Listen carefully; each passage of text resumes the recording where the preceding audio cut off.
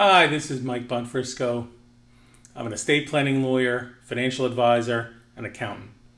In my South Jersey office, I help middle-class families protect and preserve assets and make sure that they have peace of mind about how things are going to happen in their retirement and after they pass away. Today I'm going to be talking to you about something called a Medicaid Protection Trust. It's a really powerful tool, and I use it to protect families and give them the peace of mind that if they should get sick in their later years, that their assets are not going to get lost to a nursing home expense or taken by the government. Let me try to explain how it works. So when I'm doing an estate plan for a family, I'm going to sit down with them and I'm going to try to find out what they need and what is motivating them to come into my office. And sometimes the right estate plan is a will. It's a written document that says what happens after they pass away. Other times we use this thing called a revocable living trust.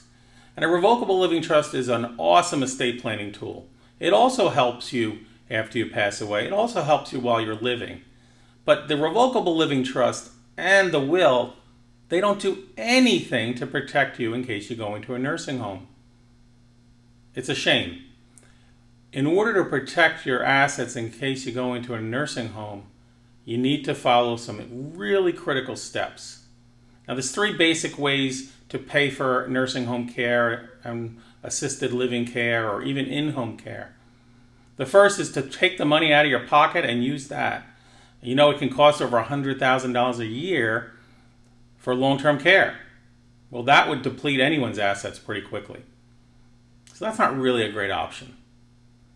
Other folks have what's called a long-term care insurance policy. So it's insurance.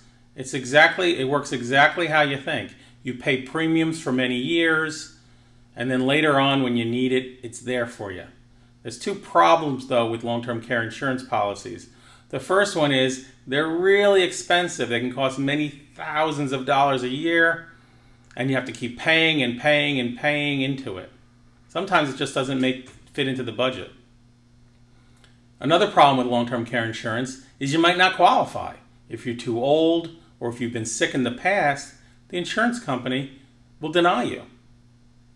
So what does the rest of us do? How do the rest of us deal with this worry that we're going to find ourselves in an assisted living or nursing home or in-home care when we get older? How can we put our head on the pillow at night and know that our assets are protected? Families have been asking about this to me more and more and more lately. With the coronavirus and everything that's come along with it, people are more nervous and they want to know how to protect their assets. So here's how it works. A Medicaid Protection Trust is not like a will, and it's a bit different than a revocable living trust. And what you do is you take your assets and you put it in this special trust that a lawyer like myself creates for you. Now the big difference here is that the trustee of the Medicaid Protection Trust, the person in charge, call that person the trustee. The person in charge of your Medicaid Protection Trust is not going to be you. It's not going to be your spouse. Instead, it's going to be some other person, usually a close family member, usually a child or a few children of yours, and they would be the trustee of your trust. So let's say, for example, you put your home in a Medicaid Protection Trust. Later on, if you get sick, your home would never be an asset that the government would look at when deciding if you qualify for Medicaid. If Medicaid were to pay your care, they first would want to make sure you depleted all of your assets. But by using the Medicaid Protection Trust, you have legally and safely shielded certain assets from being looked at by the government. Now, the government designed these rules and they told lawyers like me exactly how to do it. They said, create this Medicaid Protection Trust. You can put these assets in the Medicaid Protection Trust, and you can have this third party, like the child or other close family member, be the trustee. Later on, if that person gets sick or is disabled and needs long-term care, they can then apply for Medicaid. Medicaid will look at what assets the person has. And none of the assets that we put into the Medicaid Protection Trust would be part of the equation. They wouldn't look at them. They wouldn't ask about them. It wouldn't matter. It's as if they didn't exist. Nevertheless, those assets still do exist. They're held by this trust that you've created.